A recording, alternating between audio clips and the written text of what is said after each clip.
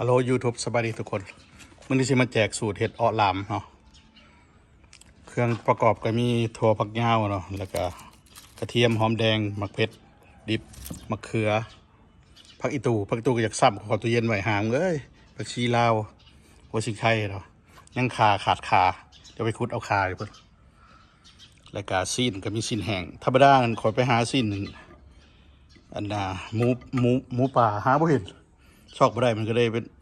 ได้แต่สิ้นงัวแต่เป็นสิ้นแห้งเด้องัวหรือสิ้นควายก็ได้ออริจินอลต้องเป็นสิ้นควายหรือสิ้นหมูป่าแต่ว่าเป็นสิ้นหมูธรรมดาก็ได้กับบ่ผิดกติกาเขาแต่เป็นเขาแต่เป็นสิ้นแห้งเนาะแล้วก็หนังเค็มคือหนังควายอะไรไอ้สิไปเผาให้มันใหม่ๆแล้วก็ขูดทุกขอกเลยทุบแล้วก็ไปต้มเนาะนี่ก็คืออินกรีเดียนนะเดี๋ยวจะไปเห็ดขั้นตอนการเห็ดแล้วก็สิทายให้เบิ่งอีกวันหนึ่งเผาหนังเนาะเผาแล้วก็ขูดแล้วดับออกแล้วไปแช่น้ำแล้วไปต้มในนั้นเขาก็ขูดออกสิเนาะเราก็สิตัดเป็นตอนพอดีคำงัวก็คือกันตัดเป็นตอนพอดีคำชิ้นแห้งจะได้ตอนพอดีคำอันนี้เนาะเตรียมไว้พักไว้เราก็มาจีมักเผ็ดเนาะหอมแดงโอซินไข่หอมแดงกระเทียมหัวชิงไข่อะไรนั่งอีกขาซอกขาก่อนเอามาจีน้ำกันเบิ้ลเพื่อตำเห็ดเป็นแก้วเอามาต้มน้ำนะต้มน้ำเดือดแล้วก็ใส่เกลือหน่อยหนึ่งใส่อันพวกที่หนังกับ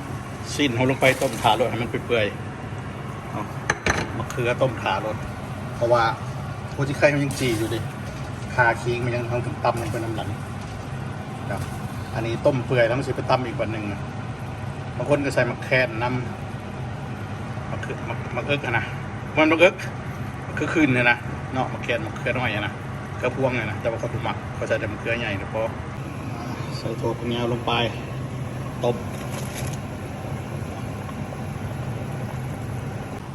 หลังจากจีตัวจีไข่ได้แล้วเนาะได้ใหม่ๆแล้วก็ลงไปต้มเสริมกันเนาะหาได้จีขึ้นกันมักเพชรครับอันนี้ก็ใช้ได้แล้วไปตำอันนี้นะอันนี้เราก็จะตำเนาะต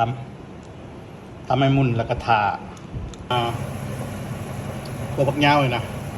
ตัวยาวนี่มันเละแล้วก็เอามาตำใส่กับแก้วนี้แล้วก็ชิ้นที่เอาปิ้งครับตำแล้วก็ลงหม้อคืนอีกวันหนึ่งแล้วเราก็จะจีข้าวเหนียวนอกจากปั้นหนึ่งประมาณปั้นหนึ่งจีให้มันเป็นพอมันเหลืองคือข้าวจีนะแล้วก็เอาไปบีบใส่น้ำแกงครับก็แทนข้าวเบื่อให้มันเหนียวตุ้ยเลยเสอะขึ้นมาเนาะที่เอาไปต้มตำให้มันละเอียดกับบะทึกขั้นละเอียดอ่ะให้มันมุนๆหน่อยนึงแต่ก็ไปกัดไปใส่หม้อคือเอามันไม่ได้ประมาณนี้นะครับเอาลงหม้อคือเอาลงหม้อที่เขาต้มคือเกาหลังจากนั้นเราจะได้นำตัวที่ปรุงรสด้วยผงนัวแล้วแต่หมักเนาะใส่หลายใส่หน่อยเกลือขาดอะไรเป็นน้ำปลาร่าแม่บักลับจะใส่ไรเดอร์เดี๋ยวเค็มใส่หน่อยนึงก่อนเลยซีมลงเราจีแล้วเนาะมาเอาซิมาตำมาเนี่ยแต่บางคนนะจุกเขาจะบีใส่เลยเนาะก็แล้วแต่ก็จิตำน้อยหนึ่งก็ถึงเอาไปใส่ข้าวที่เขาตำลงไปแล้วเรียบร้อยเนาะเดี๋ยวผักใส่ผักลงผักก็มีพวกอีตูเนาะแล้วก็ชีลาวแต่ไผ่หมักยอดบางหรือว่าผักอื่นใส่ได้เด้อแล้วจะหมักแต่ก็ใส่แต่นี่พอแหละซ้ำนี่พอแหละแต่ขาดก็ได้แค่นี้มันอีตูการทำก็จะได้อ้อหลามอุตุยแบบซีเนาะแล้วได้ตัดใส่ถ้วยป้อมมั่มเรียบร้อยอ้อหลามของเฮาเนาะอ้อหลามเมืองล่วงเนาะสูตรเมืองล่วงสูตรคอยเองเนี่ยเมืองล่วงเมืองเล่งยังเนาะใส่จีนงัวจีนควายหนังควาย